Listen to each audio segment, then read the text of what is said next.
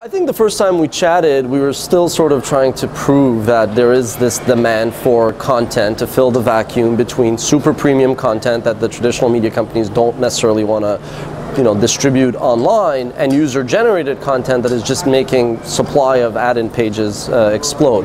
And I think we've sort of demonstrated that there's definitely a void there, and we're filling it. I think since then, what's really been an interesting dynamic is we've seen that traditional media companies are just not able to produce video content at scale that's high quality at a low cost that makes it sustainable online. So we've sort of just gone on steroids since then by doing a lot more deals and basically offering a very sort of flexible solution to traditional media companies to say, listen, we can give you our video content, which is right now 7,500 premium videos on lots of categories in entertainment, lifestyle, and business and travel and health and whatnot. We also produce 100 videos each month, which is about 400 minutes each month of new fresh content.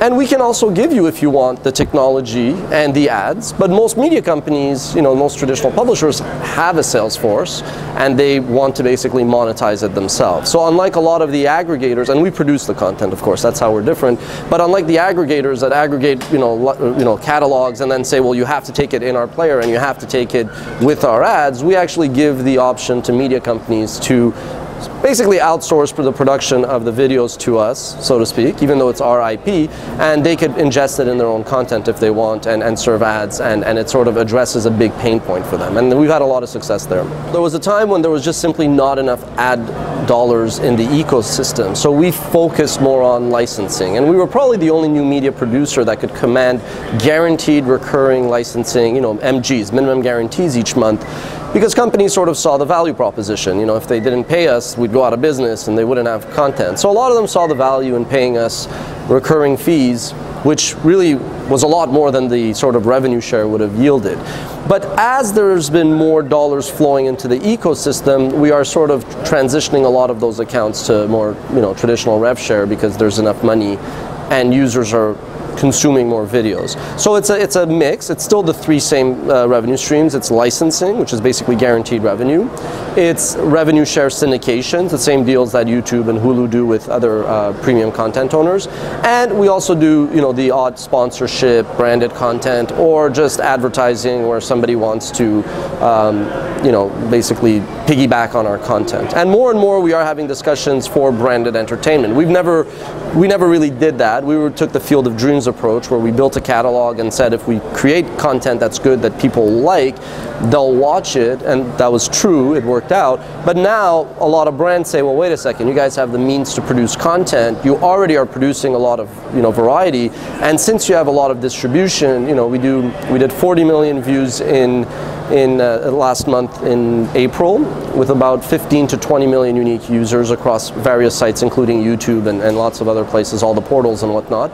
In out-of-home, we reach 40 million consumers according to Nielsen in the US each month. That's a lot of eyeballs. People, when they get in a cab in LA, they always text me like, hey, I just saw you guys in a cab.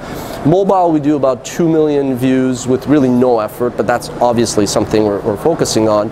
And we have a lot of deals with connected over-the-top devices where we're on the Xbox, Google TV, and Boxy and whatnot. And another thing that we do as part of the licensing is the academic and educational market. We have clients like Cengage and Pearson who basically turn to us to leverage our catalog to teach foreigners how to speak English, but also teach local US students about history and geography and travel. And people of significant, like yesterday, we always get, but like yesterday we got an email from the Naval War College wanting to use some of our videos in one of their classrooms. We've always picked a horizontal approach. We felt like if you're vertical, then you have to be number one or number two, and it's actually hard to scale, we feel, in one vertical. So we have been horizontal, but we've basically filtered that through the people, places, and trends that you care about. So we have a lot of biographies of famous people. We have a lot of profiles of things, whether it's bands or and places, and we cover a lot of the trends in fashion and health. So we are a one-stop shop to media companies, and we deliver that in based, through the eyes of a calendar. So if November 22nd is JFK's anniversary of his assassination, we have a biography on John F. Kennedy, as well as conspiracy theories around his murder, his assassination. And same thing. So from January to December, we have videos. We send both a 6-month and a 2-week publishing calendar to our distribution partners, and it helps them program. And like on Facebook, we built a timeline retelling history through videos. So 1492, you'll see Columbus profile on the Spanish and the Portuguese empires, and the late 60s, we do a profile of Woodstock or Jimi Hendrix, etc., etc. So that's really what we're doing. We're sort of like, we take the best elements of cable programming and magazines, and we basically have, we deficit finance all these videos, topical videos on people, places, and trends that audiences care about, and it is working, and we're serving a lot of businesses that really can't produce content at a high quality, at low cost, at scale.